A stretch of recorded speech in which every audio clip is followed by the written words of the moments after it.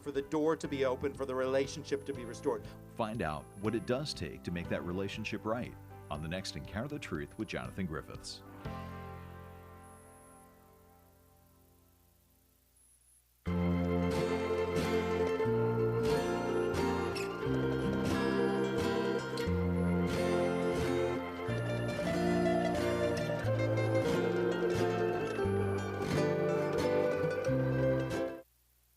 You are listening to KELP El Paso. Feed your mind, feed your soul at 1590 AM, 95.9 FM. Streaming worldwide at KELPradio.com. 915 Talk is a production of Desert Voice Media. You can visit desertvoice.media to learn more. 915 TALK. The world is looking at El Paso. What will we say to the world? From the KELP studio in El Paso, this is 915 Talk. And now your host. Good afternoon, beautiful citizens of the borderland. This is 915 Talk, and I am your host, Andy Frecka. Today we are yet again broadcasting from the heart of the world's largest borderplex. We're here at the KELP studio in El Paso, and today we have Mac Daddy Del Norte on the board. Mac Daddy, how are you doing this afternoon? Hey, Andy, I'm doing pretty good. How about yourself? Oh, you know, I must confess that my vocabulary is painfully poverty-stricken. I am unable to describe the wonder and joy I experience each and every weekday afternoon as we learn to love our city, love our neighbors, and give God all the glory. Oh, yeah. But you know what I'm thinking about today, Mac Daddy Del Norte? What are you thinking about, Andy? I'm thinking about sports. Oh, okay. I'm thinking about football. Uh-huh. Do you have an NFL team? Yeah. What's your NFL team? It's the Packers. The Packers? Yeah. I don't know if I've ever met a Packers fan. Really? What was your journey as a true son of the borderland to become a Packers fan? Honestly, I just liked the team when I was playing it online because I used to be a gamer before I got married. Before I got saved? Before I got saved. Yeah. So yeah, I just loved the team, the way it was built with Aaron Rodgers and such. But okay. Yeah. All right. Yeah, well, good. You know, we're all on a journey. Yeah. You know, we're learning, right? Right. But today we're going to be talking about sports. Okay. But also how sports is used to disciple young people. Oh, cool. And today we have a very special guest with us. Oh, nice. Do you know why he's special? Sure, because he is a unique expression of an endlessly creative God. Yes, he is the unique expression of an endlessly creative God. Also, check this out. Yeah, check this out. He's not a true son of the borderland. Oh, okay. Well, he's adopted son. Adopted son. Okay, cool. He grew up northeast of Dallas. Mm-hmm. I think small town, but he's made El Paso his home multiple times. Multiple? Yeah, I believe so. Well, we'll find out. We'll find out. But also, I think he's. We recently had someone going into the NFL on the program. Yeah. I think he's the first NFL veteran to be on that. Oh, okay. Yeah, he didn't play for the Packers. All right. So you should have seen his face when you mentioned the Packers. I know, I can't see it. The look of disappointment. Oh man, it's not a bad team. He's been a volunteer though with the Fellowship of Christian Athletes since I believe 1992. Oh wow. Yeah, so we'll be talking about that time. as well. So without further ado, let's give a very warm Borderland welcome to the one, the only, Mr. Durwood Keeton.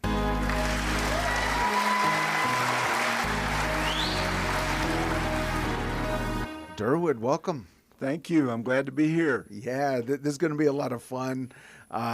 We were talking a lot about quail hunting before we went on air. Yeah, it's my number one pastime after golf and watching all my grandkids play soccer. Okay. Yeah. Quail hunting. Yeah. But you also mentioned before we went on air that you were raised by your uncles and football was a central part of your life. Tell me about that. Yeah, I'm from Bonham, Texas. It was a 3A school, had 100 guys in my graduating class, okay. Girls and guys. Mm-hmm. We had 26 guys on the football team. We played Plano, Lake Highlands, some of the bigger schools over in Dallas area now. They had about 60 guys, and we had 26 guys on the whole roster at Bonham High. Uh-huh. Yeah. 26 guys. Yeah, we lost 5 games in the 3 years I played there. We Who'd you lose to? We lost to You still remember, don't you? Yeah, I can tell you the scores, but we won't do that. I'm over it, okay? But yeah. Plano, Lake Highlands, and McKinney beat us our sophomore year, so we were 6-3. The next year, Plano beat us 14-12, and that's the only game we lost. And back then, you didn't get to go play in the playoffs because if you didn't win district, you didn't get to go anywhere. Right. And the next year, we kicked Plano's tail, 26-20, I think. And, nice. And we got beat in the state semifinals by Brownwood by Texas legend Gordon Wood, who I don't know how many football games his teams won, but you go over there, they still remember that guy. And I played for that high school team 55 years ago, so it's a long time. Gordon Wood from Brownwood. Did they name the town after him? Well, they probably did by now. It's like the guy is a legend in Texas football, though. Okay. Yeah, That's so great. That shows a little bit of your you look like you're still a little bit upset about those losses. I am. I cried when we got beat 14-12. Right. And what were you beat fair and square, or was it the officiating, some hometown referees? What are we blaming for this? We scored, and we went for a 2-point conversion both times. Our quarterback, Buddy Dotson, threw a little dump pass to the tight end. We ran the Houston Veer twice in a row, and Marshall Perry dropped the ball both times.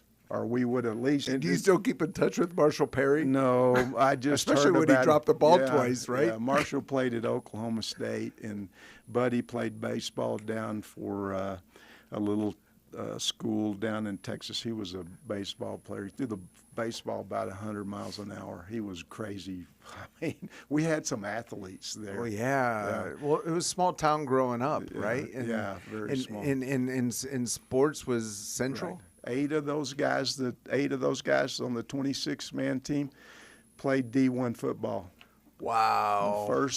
The first black athlete, one of the first black athletes at Arkansas, the first black guy to score a touchdown for the University of Texas, Lonnie Bennett. He's one of my best friends.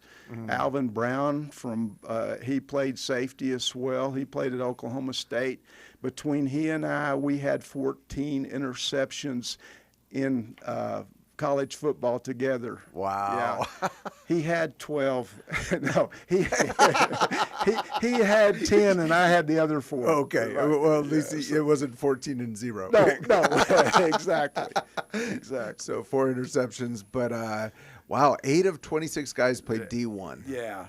Okay. We had some studs, and we were a little bitty team, and we lived to play football. Okay, so you're playing football. Was faith part of your life at that time? It wasn't as much as it became later on. I lived 2 blocks from the 7th and Main Baptist Church when I was growing up, and I walked to church every Sunday when I was a little kid, and I have a lot of great memories. I went to Glorieta Baptist camp up in Glorieta, New Mexico. Okay. They talked about that camp at First Baptist Church this past Sunday. Uh-huh. The kids went up there the week before, and I started doing the math. I'd been up there 60 years ago, and they still got that camp going up there. I said, that is so awesome. But you went to Glory. I don't know how. The speed limit back then was about 35 miles an hour, right? Oh, my gosh. We were probably in one of those old yellow dogs driving down the road.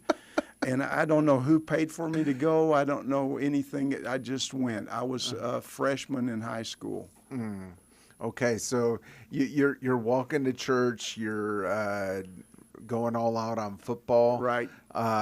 And you're recruited to D1. Right. You were at Oklahoma. I went to junior college first because I weighed a rip snorting 158 pounds out of high school. And I went to junior college at Navarro College in Corsicana, Texas. Okay. And they recruited me. Oklahoma told me how bad they needed me and all that kind of stuff. And I got up there, and they had 25 defensive backs, one less than we had on our whole team at Bonham, Texas. And when I saw that, this is what I thought. These lying dogs. They tell me how bad they need me, and there's 25, but I'm starting. All right, so you're at Navarro. Yeah. And it was mainly, you're saying, because of your weight. Yeah. And you're a defensive back. Right. And you did 4 years there? I did 2 at Navarro and 2 at Oklahoma. Oklahoma, Yeah. okay. Yeah, you couldn't do that. Is Oklahoma and Oklahoma State, are those 2 different colleges? Way different.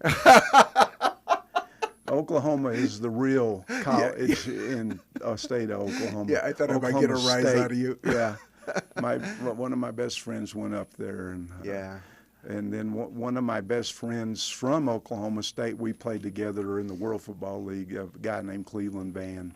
Okay. So I had friends from, there as well. Well, from Navarro to Oklahoma, that's a pretty big difference.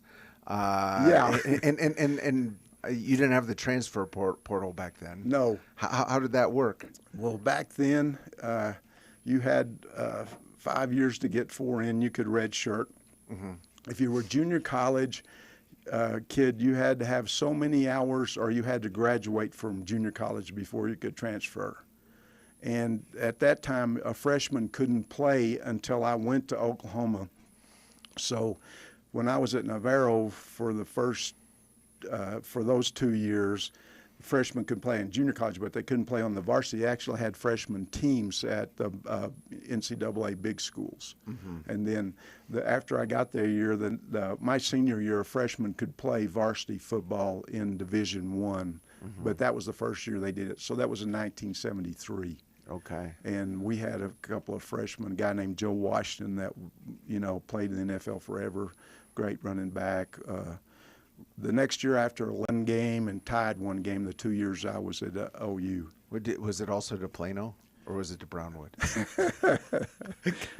No, actually, Colorado cheated and they beat us.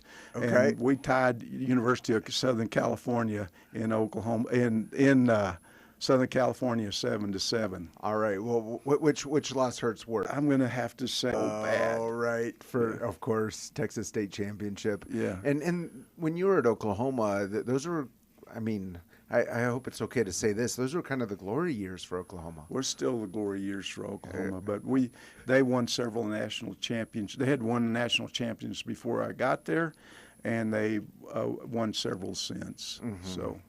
I played for Barry Switzer, was the head coach when I was there. He won a national championship at OU while he was there. I think he won 2, and then he also won the NFL Super Bowl as a coach for the Cowboys. Okay, Dallas Cowboys. He was the head coach for the Cowboys. Yeah. Very cool, very cool. Okay, and at what point did faith really start to enter your life? Because you're talking about growing up. Yeah. Probably everyone walked to church in Bonham, Texas in those days. You could ride your bicycle. Yeah, and you went to Glorieta Camp. At what point were you really? When I was 12 years old, I went to a revival at 7th and Main Baptist Church. The speaker was a guy named Bill Glass, which you don't remember that name, but he's in the NFL Hall of Fame. Okay. And he played for the Cleveland Browns. He was an offensive lineman. I'm a Cleveland Browns guy. Yeah, he led the revival at our church. In that, when I was 12 years old, wow. And I gave my life to the Lord when he preached that weekend, and they made the altar call. I went down when Bill Glass was the preacher. So Bill Glass was an offensive lineman for the Cleveland Browns, right? And he was, I assume, out of the NFL by that point. No, he was still back then, football wasn't as much of a full-time job as it is now. Plus, he was blocking for Jim Brown? I don't think Jim Brown maybe was a little later than that. But Jim Brown may have been there. I can't remember. I got too many football players. Yeah, I got you. Yeah. Okay. No, that's super interesting. So this man Bill Glass was in the NFL, like you're saying. It was a different time. Yeah. No one was being paid the millions and hundreds of millions. No, they weren't. And so he's looking. I mean, it was his side gig, but he's going around to churches and preaching. Yeah. And somehow he comes to small town Bonham, Texas. I don't know how that connection got there. Right. I know what we did in Bonham. Our church gave the high school players Bibles, and we went on probation for taking the Bibles. We were on probation for 1 year because we got a gift that was unsanctioned. I mean, it was a big deal. Like Bibles? Yeah, for taking Bibles. Tell me about that. Well, what was it about Bill Glass and being there that kind of struck you? Well, you know, it's hard to say, but the message he gave worked for me. And my dad had died a couple of years before that, and I was looking for something. Sure. Yeah, like all kids. And the fact that he was a football player and that's where my dreams were, I'm sure that didn't hurt. Yeah. Yeah, okay. Me and my neighbor across the street, he was 6'4" and played basketball at Bonham High School. He walked the aisle too, right after I did. I'm like going, oh man, this is cool. You know?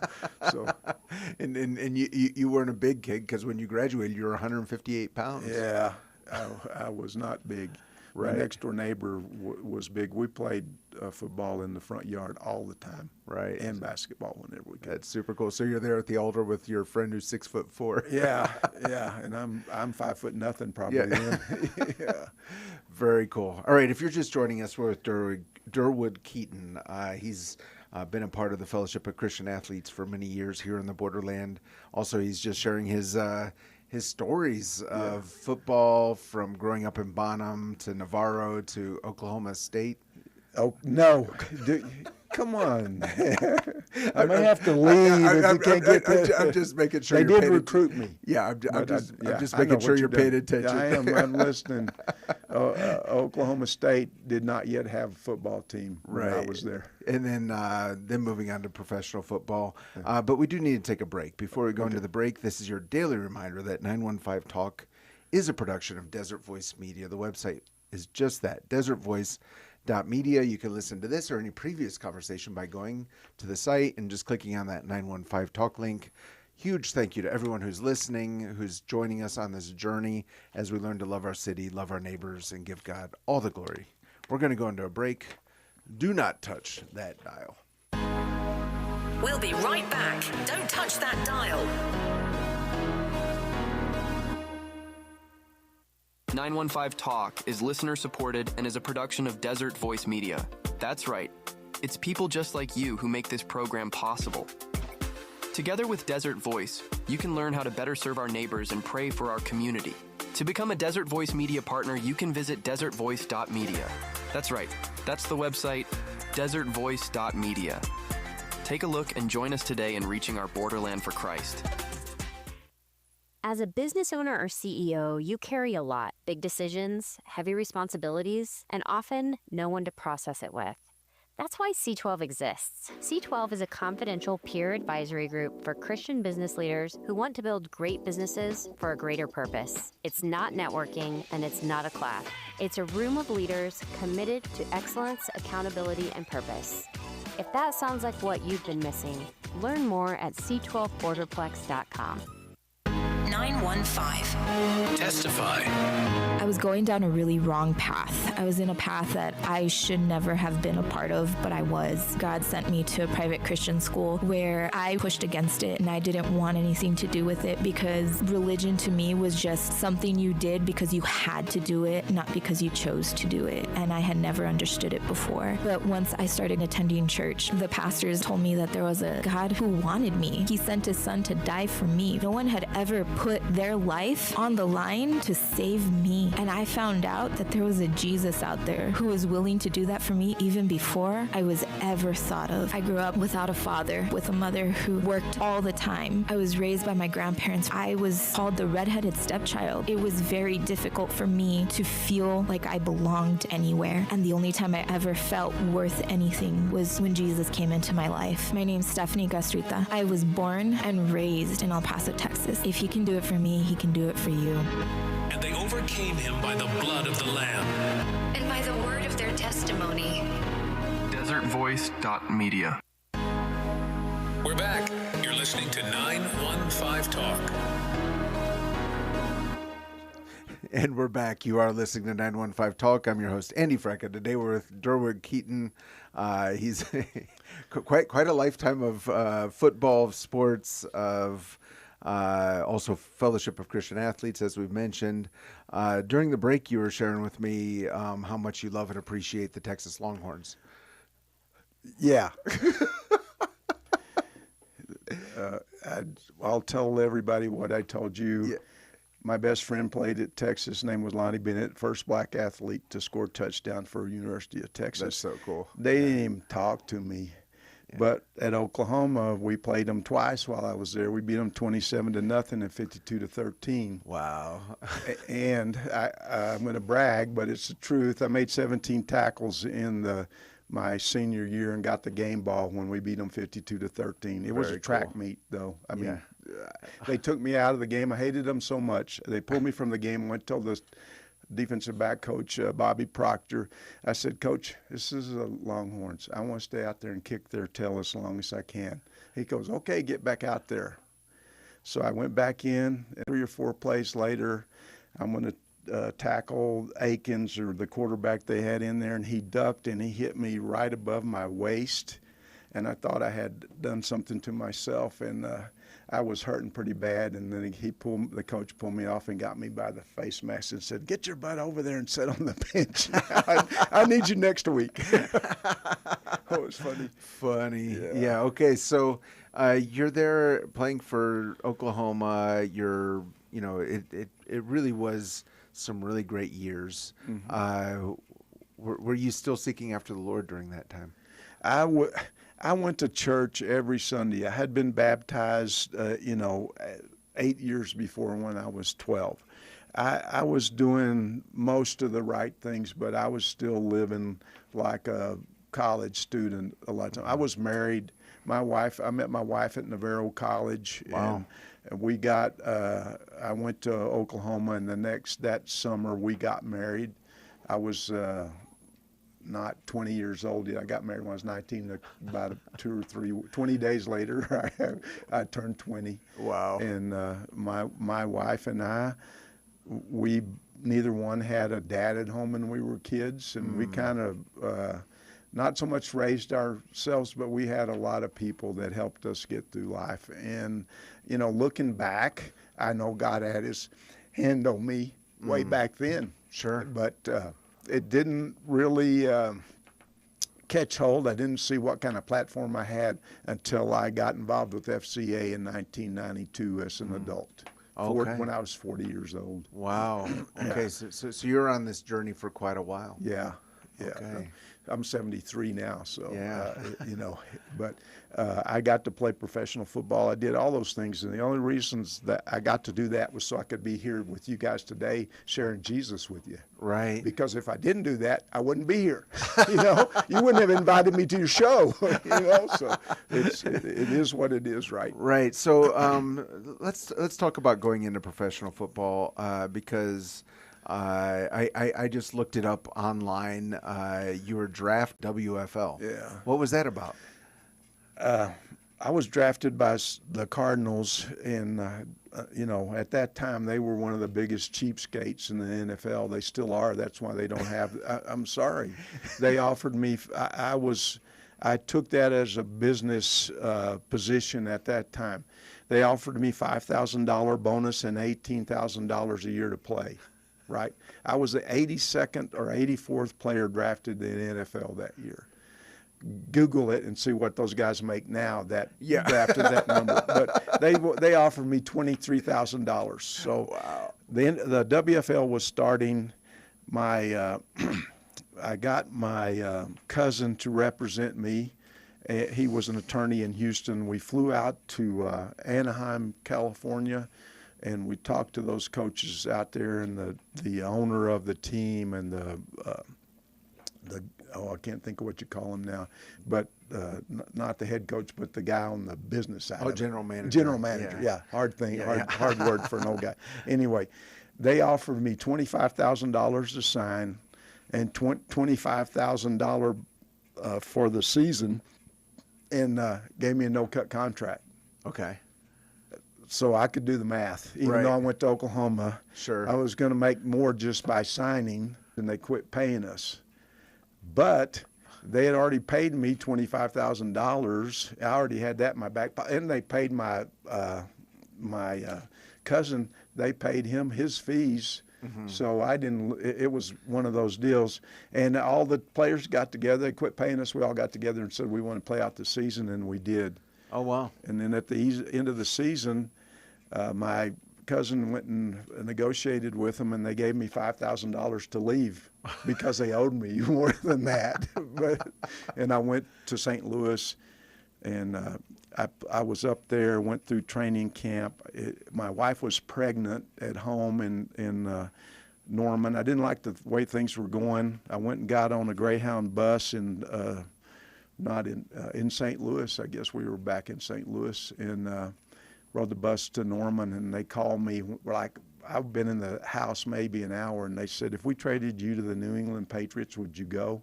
And I said, absolutely. Spent the night at home with my pregnant wife, got on the plane and flew to Boston, Massachusetts, and played that season for them. My daughter was born in North Attleboro, Mass. Wow. I've never been back since. It's crazy, you know. But well, it's a long drive. Yeah, it's a little, for sure. It's a little amusing to just be reminded of. I'm just going to use the word crazy. How crazy the money has gotten in professional sports. Oh yeah. And you're talking about, you played a season of professional ball, WFL. I don't care when UFL, right. NFL. But you took a Greyhound bus somewhere. Yeah. It was a different time. Well, yeah, it was. I was like, I can't get to the airport. I have it. Well, nothing flew into Norman, Oklahoma. Still, right. There's no plane. There's no airport in Norman. Yeah. So I just rode the bus to Norman. I said, the heck with this. That's funny. Yeah. Well, okay, so you were there with the New England Patriots for a season. How was the NFL different then as compared? The business. It was a business back then. You basically, I don't. This is the truth. You were a piece of meat. I mean, if you could, you did what they wanted you to do. If you didn't, they just cut you. And, sure. Yeah, and it was different. I think maybe the coaches are more personable now. Like, I don't think I shared 10 words with the coach in St. Louis. That was one of the reasons I never knew if I was doing any good or not. I was so dumb, and I never talked to anybody else. I just said, I'm just going to go home and see what happens, and that's what I did without consulting anybody. Yeah. I'm 22 years old making these kind of decisions. I didn't have a dad I could call. Sure. I could have called my high school coach, and he would have told me exactly what to do, but I didn't do that. I just said, hey, this is what I'm going to do. I just did it. Right. Again, if you're just joining us today, we're with Durwood, Keeton, super small town in Texas, going on to Oklahoma, then going on to professional football. We will continue the conversation, but right now we have Charlie One on the phone. Charlie One, what are you seeing out on the roads this afternoon? Oh, we have a crash. This one, Andy, just happened on the east side, a little bit past Lee Trevino, Gator East at Diesel. We have a crash, so that just happened. But with injury, PD going out there, fire department going out there. They're not there yet, so just watch for that emergency side. Mesa and Camille, we have a crash. Busy intersection there, though. Mesa and Camille, just a little bit down from Southern Park.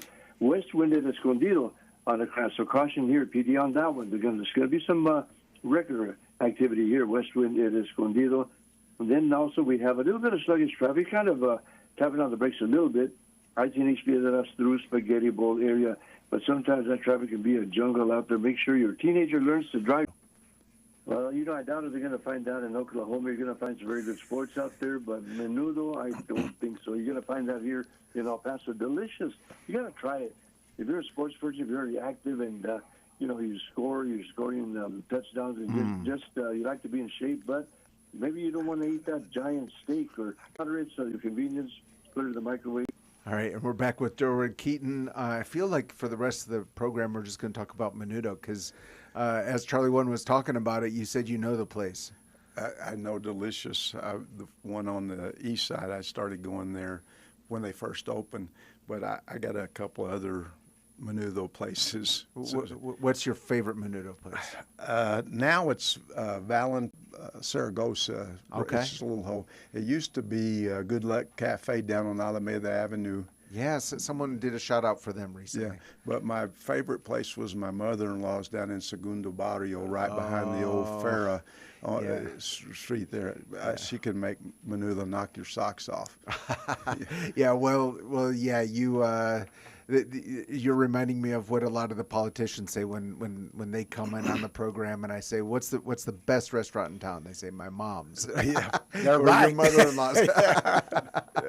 So your mother-in-law down in Segundo Barrio, she knew how to cook up some really good menudo. Mm-hmm. Very cool, very cool. All right, well, we were talking about just how the NFL has changed. You're saying that the coaches have become more personable. Yeah, you got to love Andy Reid.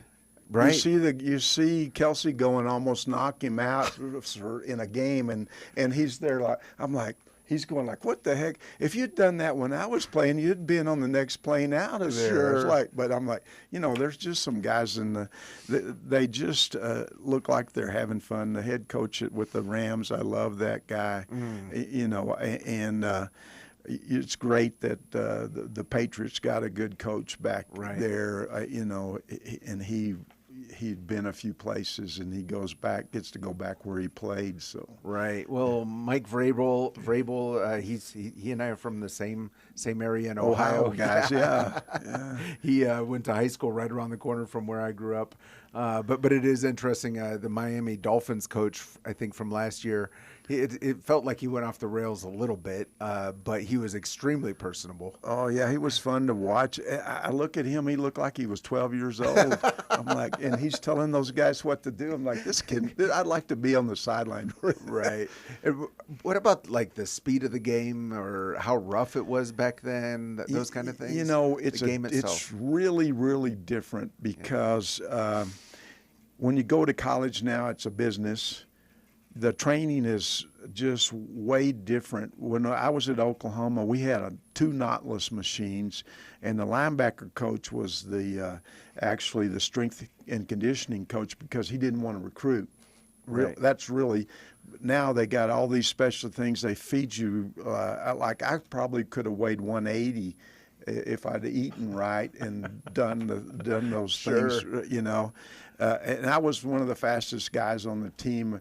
I ran a 4.440. Wow. A few times. Out of the 10 times at the NFL time, I ran 3 4.4s. Okay. And, but which was really fast back then. But these guys now, still fast. Those guys are smoking now. I'm like watching them, and they're bigger. Our offensive lineman, probably our biggest guy, was 280. And now one of the kids at UTEP that I'm really good friends with is Tyler Roberts. Tyler's 6'10", and he weighed 308, 310. He's skinny, but now he's up to 330, and he's still skinny. I'm like, so it's just different, and there's some guys out there that make 2 of me. One of those offensive linemen that was a rugby player, and now I can't think of what team he was on this past year. I think it was the Eagles. Okay. And, I mean, he is unbelievable. And the soccer players are humongous now, too. I'm like, what the heck has happened? What are we feeding these guys? So, Right. Okay, so I have to ask you this as well, because your son is the soccer coach at UTEP. Yeah. And you said your grandkids are in soccer. Yeah. What happened? I didn't want them to play football. Really? My son, I told him he had to pick between what he wanted to do, soccer or football, when he was in like 8th grade or something like that. He wanted to play both, but you couldn't. And I was glad he picked soccer because of what I just said. Right. We don't have the genes. Right. Right. For the big what you need to have there. Right. So okay. As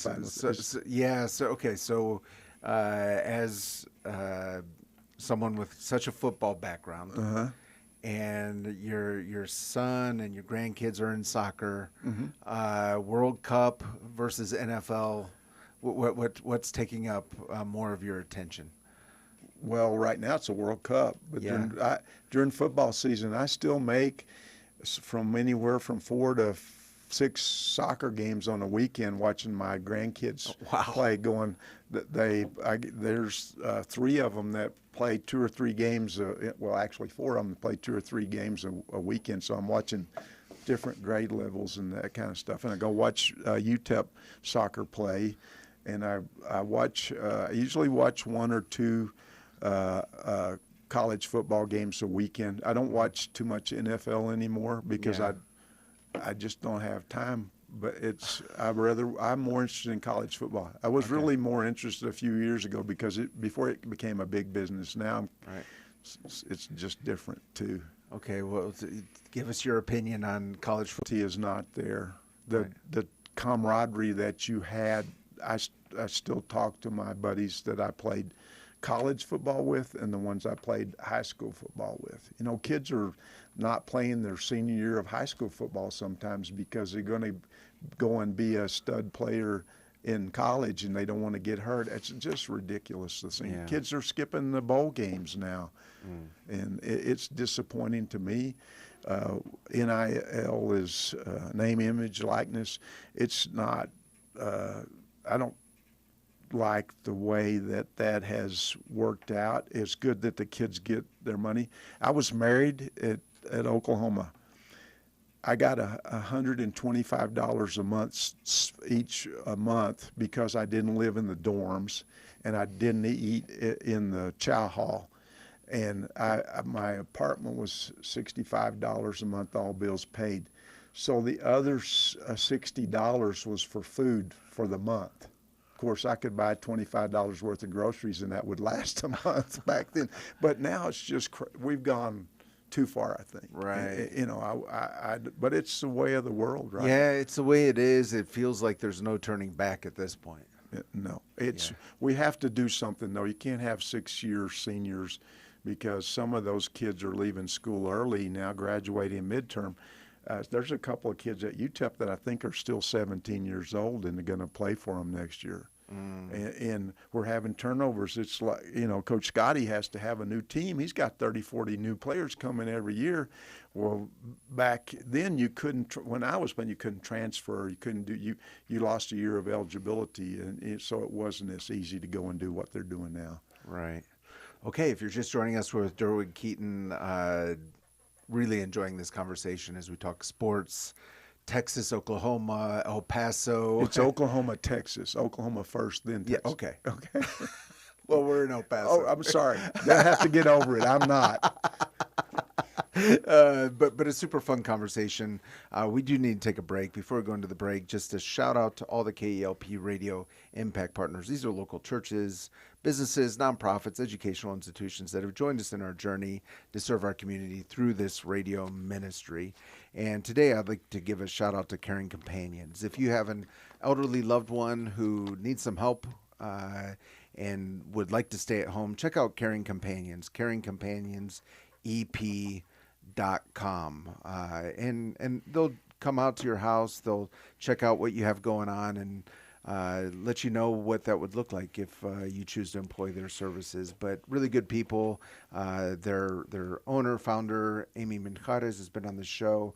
And I've had multiple guests tell me that they use their services for their loved ones and they're really happy with it. So thank you to Caring Companions and to all our Impact Partners. To view the Impact Partners, you can go to KELPradio.com. Just scroll down to that Impact Partner section. Also, if you happen to own a business here in the borderland in El Paso or manage a business and you're interested in becoming a KELP Impact Partner, reach out to us and we'll have just a little chat with you and discuss what that could possibly look like. We're going to go into a break. Do not touch that dial. We'll be right back. Don't touch that dial. Greetings, KELP listeners. This is Terry Gray, pastor of Calvary Chapel, Sun City, and speaker on the Summons broadcast heard each weekday at 5 p.m. right here on this station. Calvary Chapel, Sun City is located at 960 West Borderland Road on the west side of El Paso. We hold services on Wednesday evenings at 7 and on Sunday mornings at 9 and 11. If you are without a church home, we would love to have you join us for worship and Bible study. You can find out more information about us on the web at www.ccsuncity.org. This is Pastor Steve Castrita. I'd like to extend the invitation for you to join us in service every Saturday at 5 p.m. at Redeeming Grace Church, El Paso. We are located at the side of El Paso with no smoke, no lasers, and no gimmicks, just the uncompromising Word of God and a call to win the 915 for Jesus Christ. We'd love to meet you and your family. God bless you, and thank you for listening to KELP. Greetings, KELP listeners. My name is Terry Gray, and I have the joy and privilege of serving as the pastor of Calvary Chapel, Sun City, located on the west side of El Paso. I also have the joy of connecting with the radio audience in the borderland through the Summons broadcast heard each weekday at 5 p.m. right here on this station. On Summons, we study the Bible book by book, chapter by chapter, verse by verse, precept by precept. Please join us each weekday at 5 p.m. for Summons right here on KELP.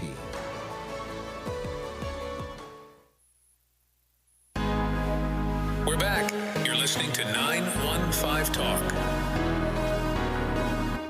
We are back, and you are listening to 915 Talk. I'm your host, Andy Frecka. Today we're with Durwood Keeton. We've been talking about his journey with sports, with football, all of those things. But you said early on that kind of changed in 1992. Yeah. What happened was my daughter was still in high school, and she was going to FCA, and a guy named Rafael Ramirez, asked me to come serve on the FCA board.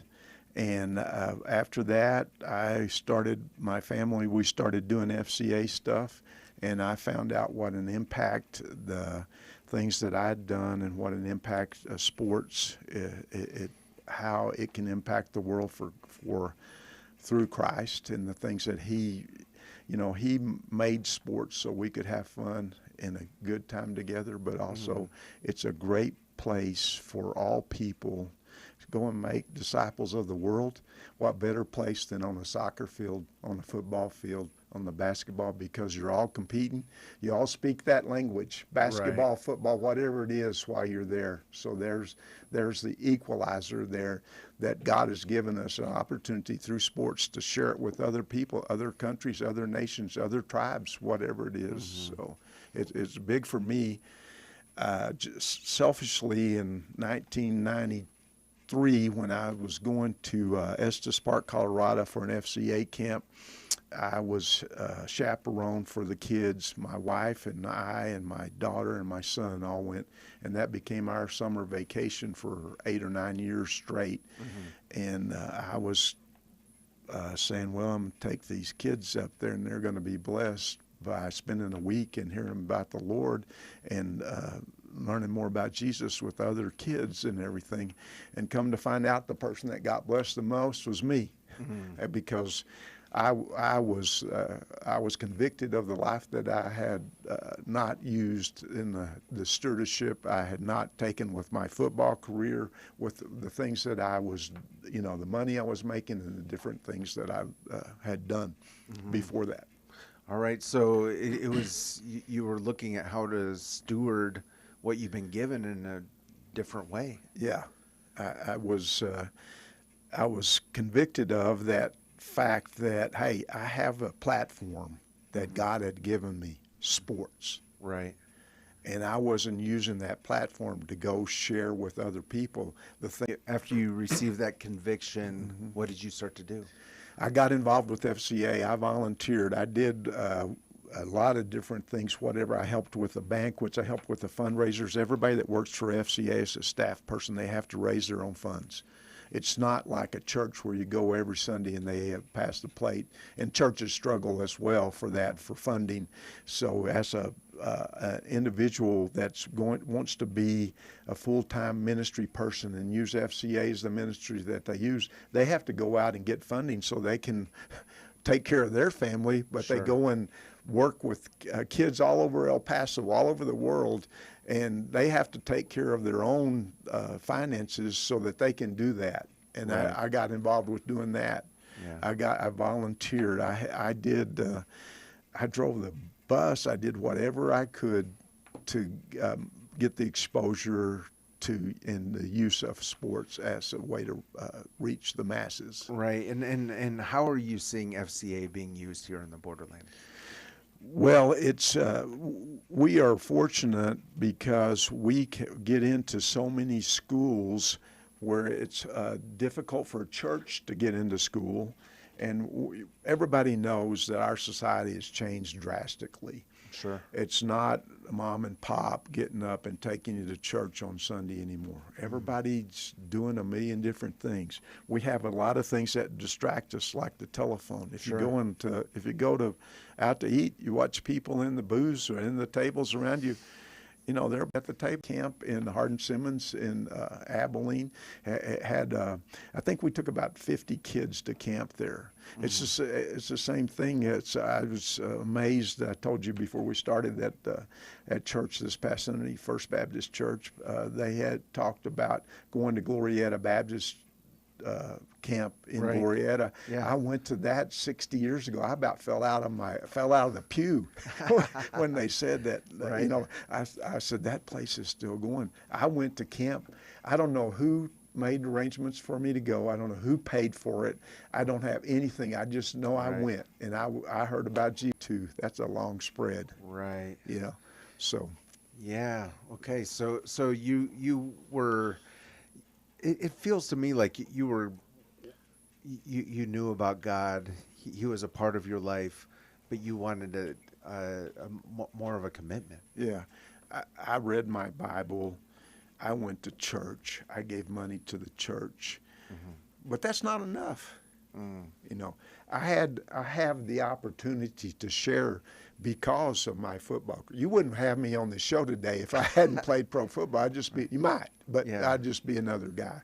Yeah. But I have something to share, and I get the opportunity to go and talk to football teams that are coming here to El Paso, Yeah. and to go and talk. Coach Scotty lets me go and share with the kids. He doesn't do that because I'm such a great guy. He did it because I played football originally, but we got to know each other, and he knows now I'm a Christian and that I'm committed to that. It's more important that we use that football, the opportunity and the challenges we get through that, to go and share Jesus, because that's what we're called to do. Right. Well, amen to that.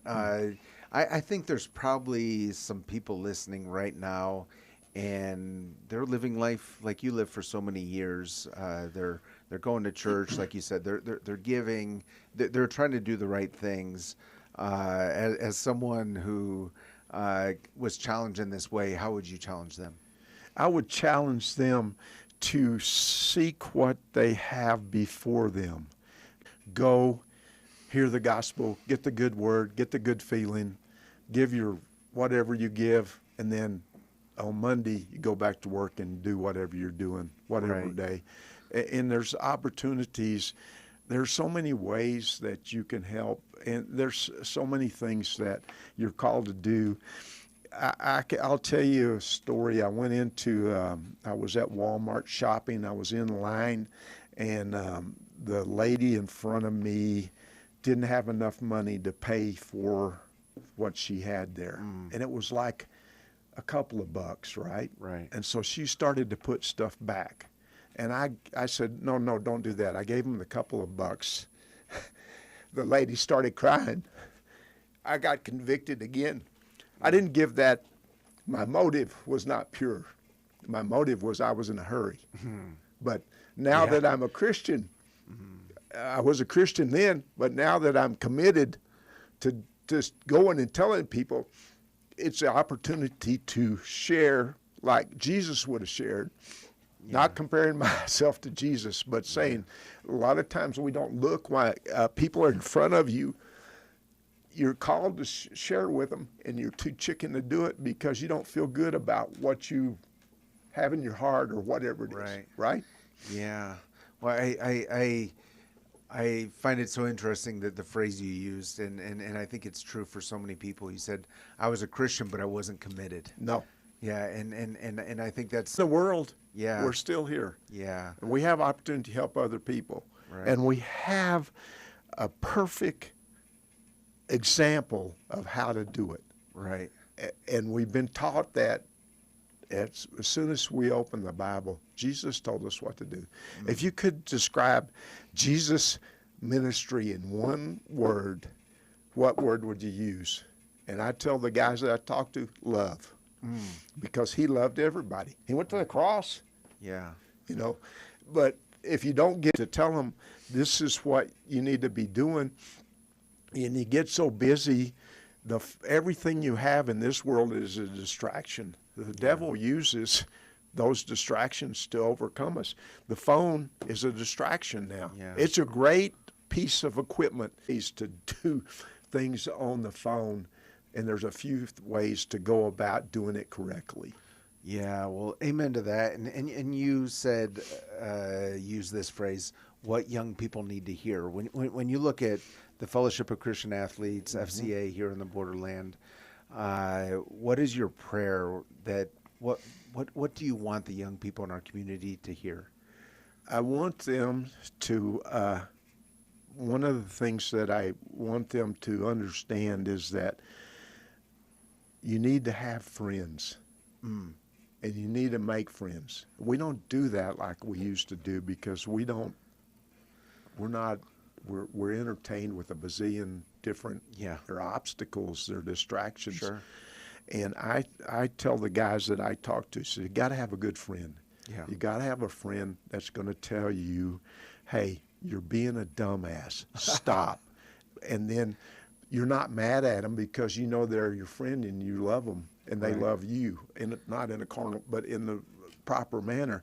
And so those things, you have to have that. So FCA helps us. We give Bibles to kids. We're on campus through the volunteer coaches and those people that help us on campus. They get a time to hear the word with their peers on campus every week. They get to share. Then they get to go to camp. They get to do some of the other activities that we have. But to break it down, it's just going back to the basic life that we were living before we got so busy, before the parents got so busy, before other people were raising our kids rather than the parents, the grandparents, the great-grandparents, the aunts and uncles, and all those kind of things. We're family. Yeah. God's family. Yeah. We need to go and rest in that and get together. We need to be in community. I have several friends that don't go to church anymore. And I tell them, I said, you know what? You may not need to go to church, but church may need you because there's somebody that needs to see you there and know that you're coming to church. It may not be to your benefit a lot of times, but there may be somebody that needs to see that person at church, and then you're going to find out that the community is going to support you and help you stay grounded as well. Amen. Amen. Durwood, we only have a little bit over a minute left. Right. From what I understand, you've moved away from El Paso a few times and you moved back. Is that right? Yeah. I really don't know how many times, but it's been more than 5, I think. Okay. Yeah. And every time I move, I end up coming back, and one of my buddies, Bill Young, who prayer for the Borderland community. What is my one prayer? That more people get the opportunity to know their Savior, Jesus Christ. Amen. Can't beat that prayer. Yeah. Yeah. Well, if you just join us at the tail end of this conversation, be sure to visit desertvoice.media, click on that 915 talk link, listen to the conversation from the beginning. A lot of fun, talk about football, Barrow, and then on to Oklahoma, then to the WFL, and then on to the NFL and the New England Patriots. But then after that, the FCA, the Fellowship of Christian Athletes, and God used them that way. If you have kids in school, junior high, high school kids, go to fca.org and find out about us. Yeah. Right there. Yeah. Durwood, thank you so much for coming on today. Yeah, thank you. What a fantastic opportunity. I really appreciate it. Thank you, Jesus. Amen. As we always say, let's learn to love our city, love our neighbors, and give God all the glory.